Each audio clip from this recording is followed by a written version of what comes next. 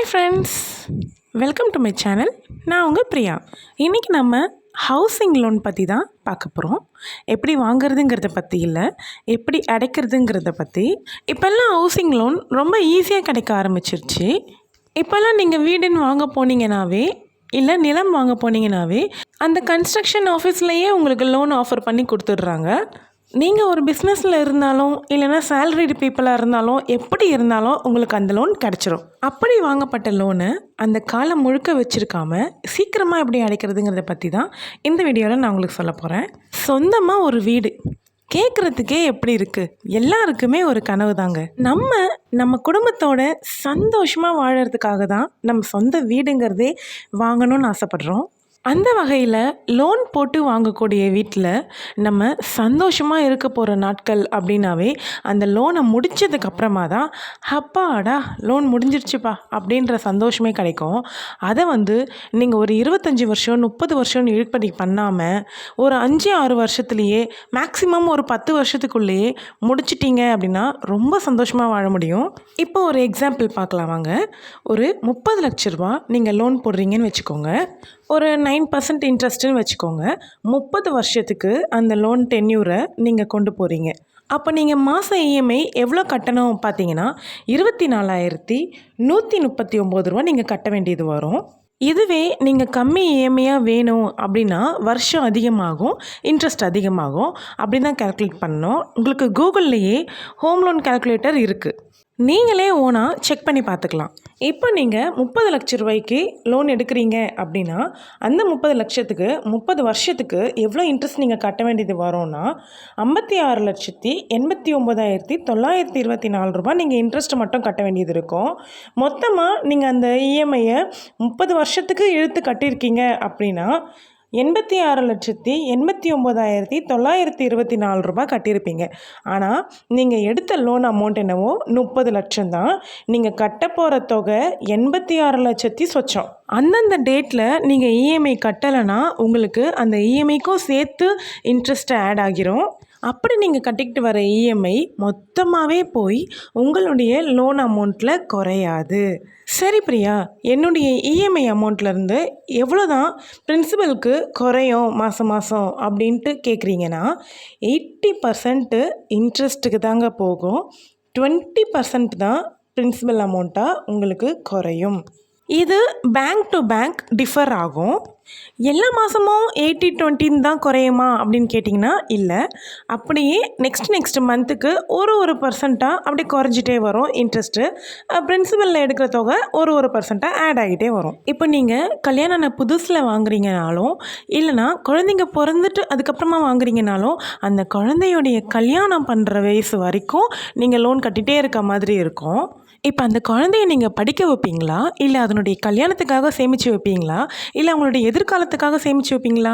Housing loan முடித்தாதான் நீங்கள் இது எல்லாமே பண்ண முடியும். லோனை க்ளோஸ் பண்ணுறதுக்கு நீங்கள் முக்கியமாக ஃபஸ்ட்டு பண்ண வேண்டிய விஷயம், உங்களுடைய இஎம்ஐ அமௌண்ட்டு நீங்கள் கட்டும் பொழுதே உங்களால் எவ்வளோ எக்ஸ்ட்ராவாக கட்ட முடியும் அப்படின்னு பார்த்து மாதம் அது ஒரு 1000மோ இல்லை 2000மோ எவ்வளோ வேணாலும் நீங்கள் கொண்டு போய் எக்ஸ்ட்ராவாக கட்டுறீங்க அப்படின்னா உங்களுடைய டென்யூர்லேருந்து பயங்கரமாக குறைஞ்சிட்டே வரும். நீங்கள் நினைக்கலாம் 1000 ரூபா 2000 ரூபாயில் என்ன பெருசாக வித்தியாசம் ஆகிட போகுது என்னுடைய டென்யூர்லேருந்து அப்படின்னு நினைக்கலாம். அப்படி நினைக்காதீங்க. 1000 ரூபா நீங்கள் மாதம் 1000 ரூபா எக்ஸ்ட்ரா கட்டிட்டு வந்தீங்கன்னாவே உங்களுடைய டென்யூரில் எத்தனையோ மாதங்கள் நீங்கள் கட்ட வேண்டியது குறைஞ்சிட்டே வரும். லோன் கட்டினது போக வீட்டு செலவுக்கே கரெக்டாக இருக்குது, நாங்கள் எப்படி எக்ஸ்ட்ரா கட்ட முடியும் அப்படின்னு நீங்கள் நினைக்கிறது எனக்கு புரியுது. அப்போ நீங்கள் எக்ஸ்ட்ரா இன்கம்மை ஏர்ன் பண்ணுறதுக்கு ட்ரை பண்ணணும். பார்ட் டைமாக ஏதாவது பண்ணலாம். இல்லைனா ஹஸ்பண்ட் மட்டும்தான் வேலைக்கு போயிட்டுருக்காங்க அப்படின்ற வீட்டில் ஒய்ஃபும் சேர்ந்து இன்கம் சம்பாதிக்கிறதுக்கு ஏதாவது ஒரு வழிகளை யோசிக்கலாம். இல்லை எனக்கு சின்ன குழந்தைங்க இருக்காங்க, என்னால் வேலைக்கு போக முடியாது, வீட்டிலருந்தே ஏதாவது பண்ண முடியும் அப்படின்னு நினச்சிங்கன்னா வீட்டிலருந்தே நீங்கள் ஏதாவது பண்ணலாம். உங்களுடைய வருமானத்தை அதிகப்படுத்துகிற வழிகளில் தான் நீங்கள் யோசிக்கணும். அடுத்த ஸ்டெப் என்னென்னா, சரிப்பா லோன் வாங்கியாச்சு, நான் மாதம் கட்டிக்கிட்டு இருக்கேன், அப்படியே போகட்டும், நான் பாட்டுக்கு வேலைக்கு போகிறேன், நான் மாதம் இஎம்ஐ என்னோடய பேங்க் அக்கௌண்ட்லேருந்தே எடுத்துடுவாங்க, எனக்கு என்ன பிரச்சனை இருக்குது அப்படின்னு நினைக்கக்கூடாது. மாதம் நீங்கள் ஏதாவது ஒரு எக்ஸ்ட்ரா தொகை கட்டுறீங்க, இல்லை 3 மாதத்துக்கு ஒரு தடவை நீங்கள் குவார்ட்டர்லியாக ஏதாவது கட்டுறீங்க அப்படின்னா நீங்கள் அதனுடைய ஸ்டேட்மெண்ட்டை வாங்கிட்டு வந்து செக் பண்ணணும். உங்களுடைய லோன் அக்கௌண்ட் நம்பரை கொடுத்தீங்கன்னா ஸ்டேட்மெண்ட் கொடுப்பாங்க. மாதமோ இல்லை 3 மாதத்துக்கு ஒரு தடவையோ இல்லை வருஷத்துக்கு ஒரு தடவையாச்சும் நம்ம பார்ட் பேமெண்ட்டுங்கிற முறையை கையாளணும். அதுக்கு நம்மளுடைய செலவுகளை குறைக்கணும். செலவுகளை குறைச்சா மட்டும்தான் நம்மளால் அதிகமாக அமௌண்ட்டு கட்டி கொஞ்சம் வருஷத்துலேயே இந்த லோன்லேருந்து நம்ம ரிலீஸ் ஆக முடியும். அனாவசியமான ஆசைகளெல்லாம் கொஞ்சம் தள்ளி வச்சுட்டு அத்தியாவசியமானதுக்கு மட்டும் நீங்கள் செலவு பண்ணி மீதமுள்ள தொகையை நம்ம லோன் அக்கௌண்ட்டில் கட்டி நம்மளுடைய லோனை அடைக்க பார்க்கணும். அப்படி செலவை குறைச்சி பண்ணுறதுக்கு நமக்கு ஃபேமிலி பட்ஜெட்டுங்கிறது ரொம்பவே முக்கியம். நம்ம சேனல்லையே ஃபேமிலி பட்ஜெட் எப்படி போடுறதுன்னு ஒரு வீடியோ போட்டிருக்கேன். உங்களுக்கு டைம் இருக்கும்பொழுது இந்த வீடியோ பார்த்து முடிச்சுட்டு அதை போய் பாருங்கள்.